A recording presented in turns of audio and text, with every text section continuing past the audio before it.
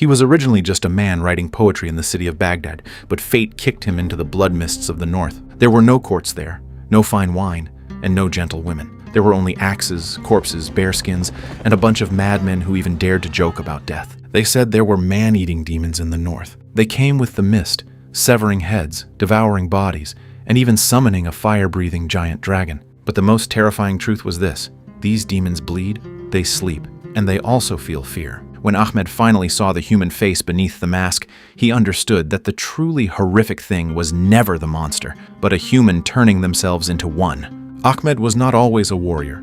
He was the son of Hamad the Arab, a refined and dignified poet in the city of Baghdad.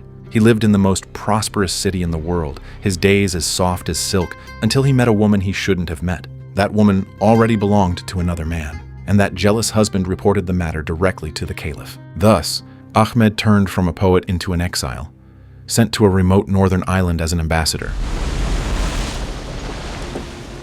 It was called a mission, but everyone understood it was banishment. Traveling with him was his father's old friend Melchizedek.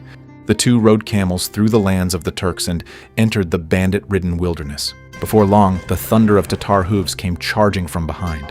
The caravan fell into chaos, everyone fleeing for their lives, and Ahmed discovered for the first time that status, poetry, and etiquette meant nothing in the face of a blade. Just as they were about to be caught, a ship appeared by the river. On the ship stood a group of Northmen, tall, silent, like beasts just pulled out of the cold and the blood. Melchizedek reminded him that these people were not necessarily safer than the Tatars. They might let you go, or they might kill you outright. Ahmed didn't believe in ill omens. He felt he was an ambassador and should at least speak with them.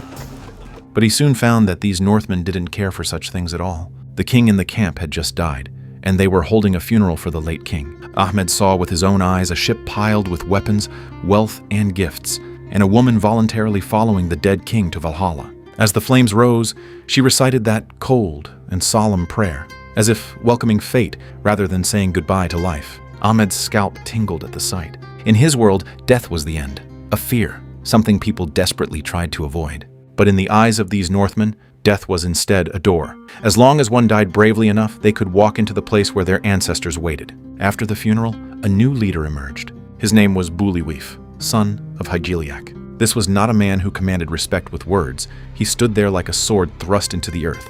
Before Ahmed could figure out if he should leave, a youth stood at the bow. His name was Wulfgar, from the north, the son of King Hrothgar. He brought not gifts, but a cry for help. His father's kingdom is under attack. Their villages destroyed. They are menaced by an ancient evil, a terror that has no name. A terror that must not be. Because saying it was like inviting fear through the door with your own hands. Buliwif called upon the angel of death for a divination. The oracle bones hit the ground, and fate fell with them. She calls for men in number of the moons. 13. The number of months in their year. She says 13 men must go. To save Hrothgar's kingdom, 13 warriors must set out.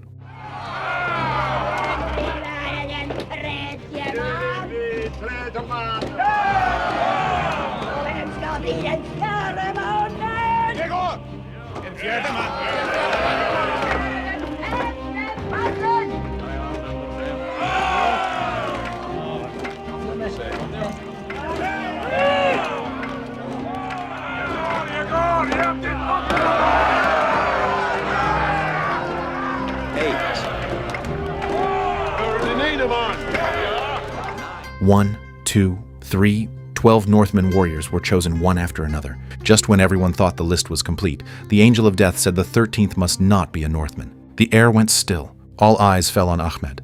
Ahmed was completely stunned. He was not a fighter, he didn't know how to use their greatswords, and he didn't understand their gods. He was just an exiled Arab ambassador, an unlucky outsider. But Northmen do not haggle with fate. The 13th warrior was him. The next day, Ahmed followed the party on his small horse. When the Northmen saw that horse, they laughed as if they had discovered something rare. They said only an Arab would ride a dog into battle. At that time, Ahmed couldn't yet understand their language and could only watch those laughing faces, swallowing the humiliation. But he was no fool. He began to listen. The profanity by the campfire, The drunken banter, the mockery of his accent, the crude jokes about women, he committed it all to memory. No one knew that this Arab, whom they treated as a joke, was slowly taking apart their language. Run it slip through the herd while we took the horses. No hearts both of you. She probably was some smoke-collared camp girl. Looked like that one's mother. They made fun of his background and even insulted his mother. Ahmed suddenly spoke. My mother was a pure woman from a noble family, and I, at least, know who my father is. You. Pig-eating son of a whore. Not in Arabic, in the Northman tongue. He cursed back so fiercely and accurately that the group of crude warriors was stunned. Someone asked in disbelief, "Where did you learn our language?" Ahmed only replied, I listened. At that moment, the Northmen finally looked at him properly for the first time. This man didn't have their build or their brute strength, but he had brains, dignity, and a stubborn streak that refused to bow. Later, they continued to mock his horse for being like a dog. Ahmed didn't explain. He simply mounted the horse and let that puppy leap gracefully over obstacles. The laughter of the Northmen slowly died down, replaced by a somewhat reluctant admission. Arab, you truly have a way. But respect is not won all at once. They continued north and finally reached the land of King Hrothgar. Ahmed thought he would see a fortified castle, but before him was only a village with almost no defenses. No city walls, no deep moats, not even a decent fence. The village was filled with the elderly, women and children. Men who could actually fight were few and far between. This didn't look like a kingdom. It looked more like a piece of meat set before a beast's mouth. Bullywheef wasted no time and immediately had someone lead the way to the raided farming district. That place no longer looked like where humans lived, but rather like an open slaughterhouse. Bodies lay on the ground, heads were all gone, and there were bite marks on the remains. There were no hoofprints, meaning the enemy came on foot. They discovered a strange small statue called the Mother of the Wendell. Something also seemed to be watching them from the ridges and the edge of the woods. Survivors said the Wendell had the heads of bears and the teeth of lions, with claws that could tear through wooden planks. They came with the mist and could see more clearly than humans in the dead of night. The villagers trembled with fear. To ordinary people, if the enemy is human, you can fight for your life. But if they are demons, resistance is a joke. That night, the mist really came. Darkness pressed down on the roof like a damp cloth, and everyone lay in a circular formation. Ahmed gripped his blade, his palms slick with sweat. I'm not a warrior. Very soon, you will be. The next second, dark shadows burst out from the mist. Axes cleaved into flesh, blades shattered bone, and screams and impacts tore the night into pieces.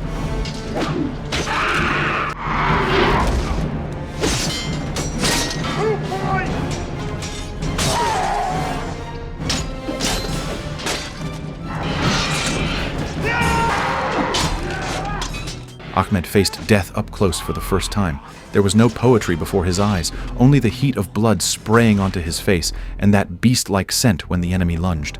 The fighting stopped, but they found no enemy corpses. Those monsters who were cut down were all dragged away by their companions. Only bloodstains remained, along with the bodies of a few of their own warriors. Healfdane's head was gone, and Herger also lost a companion. The Northmen said the demons always take the heads of men. Ahmed, however, remembered one thing vividly. They bled. If they bleed, they are not gods. If they are not gods, they can be killed. Someone tried to treat his wound with boiled cow urine. Ahmed recoiled in horror, preferring plain water over putting that on his face. They began to build defenses, cutting trees, digging trenches, erecting fences, and making gates out of wagons. The crude Northman warriors worked while arguing, fighting, and cursing. This group of people was so uncouth, he could hardly stand it. But it was these very details that allowed Ahmed to slowly see that they were not the savages of legends, but a group of people who felt pain, laughed, feared, and would die for their friends. Before arriving, Bullywheef had given Ahmed a massive Northman sword. It was as heavy as an iron door, and Ahmed struggled even to lift it.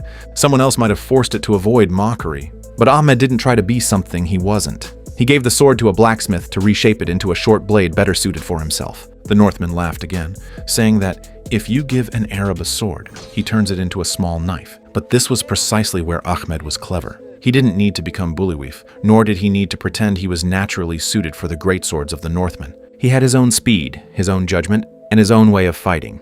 A true warrior is not someone who copies another's image, but someone who finds their own way to survive. This ridiculed little knife would later slice through the enemies in the black mist time and again. There were monsters outside the village, and the poison of the human heart inside it. King Hrothgar's son, Wiglaf, kept a close eye on Buliwif. He feared this foreign warrior was too strong, and that his father trusted him too much. So he began to whisper slanders to the king, saying Buliwif wanted to seize the throne.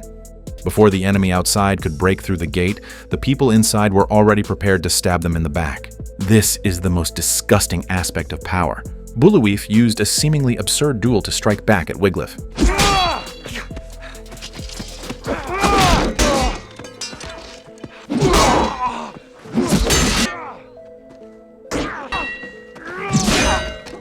He could have easily killed his opponent, but he deliberately kept everyone guessing about his true strength.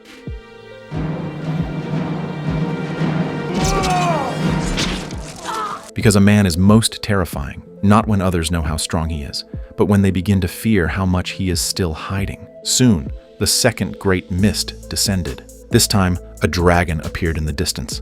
Below the hillside, a massive line of fire was moving. It curved, swayed, and trailed flames like 100 warships joined together, or like a monster crawling out of hell.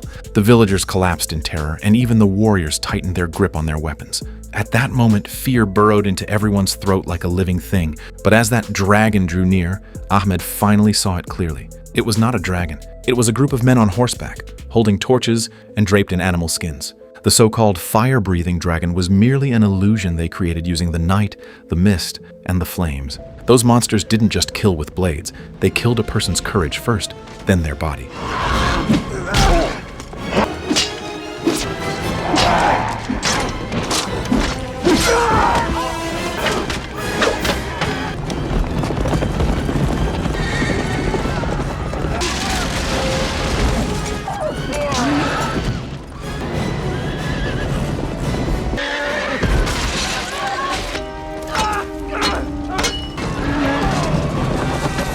Ahmed cut down an enemy in the melee. He stripped away the opponent's disguise and saw that beneath the mask was not a beast, nor a ghost, but a man, a human. This discovery shattered all superstition like a thunderclap. If they are human, they must sleep. If they must sleep, they must have a lair. If they have a lair, they can be found. Buliwif decided to take the initiative. Queen Wilo took them to see an elderly oracle woman. After seeing the statue of the mother of the Wendell, the old woman told them that mindless killing was useless. Find the root. Strike the will. How? This is the mother of the Ven. She they revere. She is the will. Where do I seek her? She is the earth. Seek her in the earth. Beware the leader of their warriors. He wears the horns of power. He too you must kill.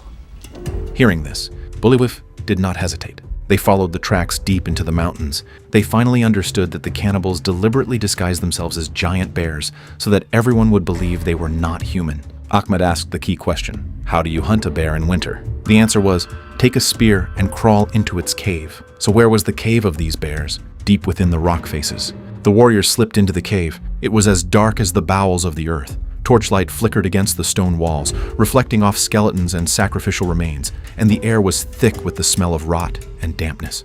Ahmed was afraid of heights, afraid of the dark, and afraid he would die here without anyone knowing. But he went down anyway, because at this point, he could no longer hide behind others.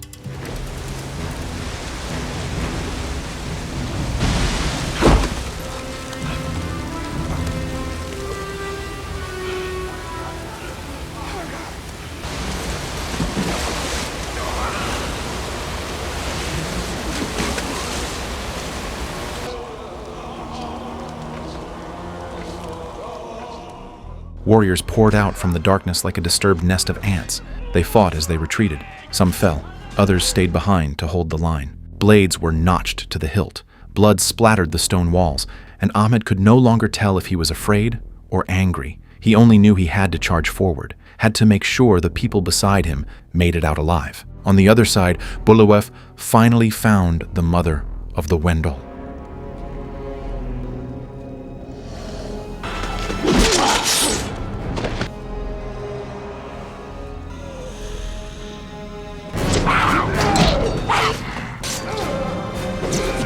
He killed her, but in that same moment, the mother of the Wendel scratched Buluwef with her poisoned claws. Finally, they fled to the edge of a waterway. There was no road ahead, only icy water plunging beneath the rocks.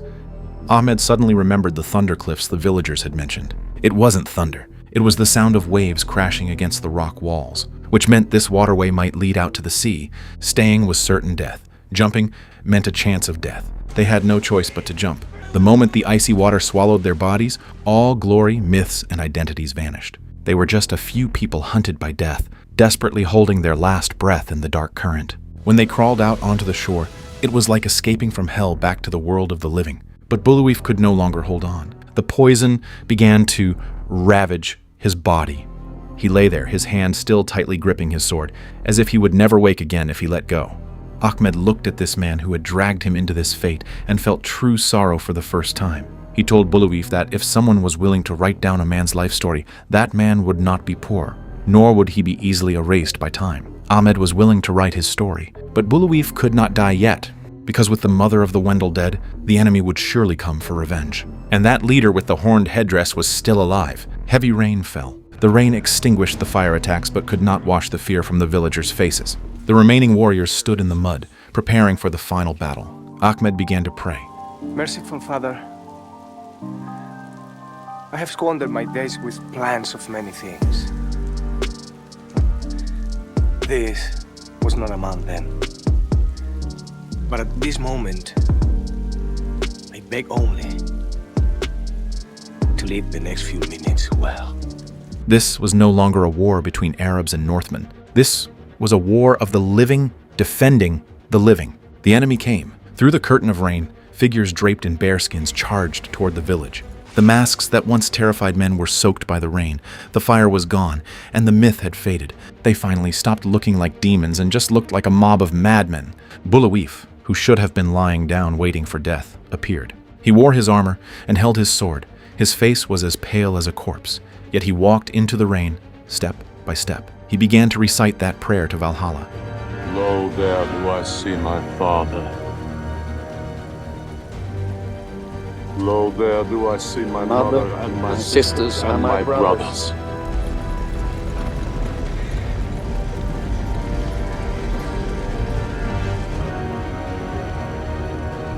Lo, there do I see the line of my people, back to the beginning.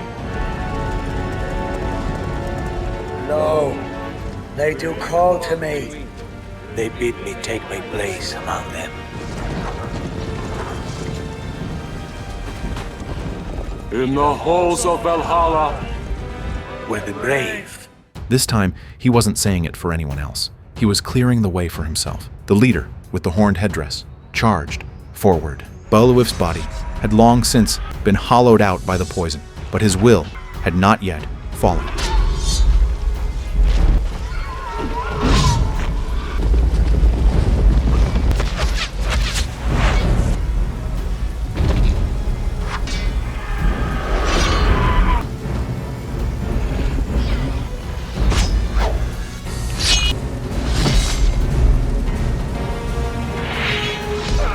Ahmed swung his blade to meet the charge. Herger charged beside him, and the remaining warriors fought desperately to hold the line. Buluwef used his final strength to kill the leader of the Wendel, completely shattering the faith of that cannibal tribe. With the leader dead, the enemy began to retreat.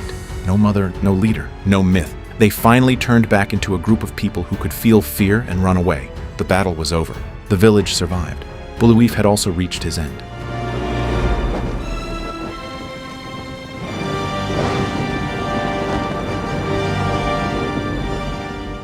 When Ahmed later left the north, he was no longer the poet and refined exile he once was. He had seen humans disguise themselves as demons, and he had seen true warriors meet their deaths. He still worshipped his own god, but he no longer looked down upon those who believed in Valhalla. for they had shared their food with him, bled on the battlefield with him, and in the crudest of ways, transformed him from an observer of fate into one who dared to face it.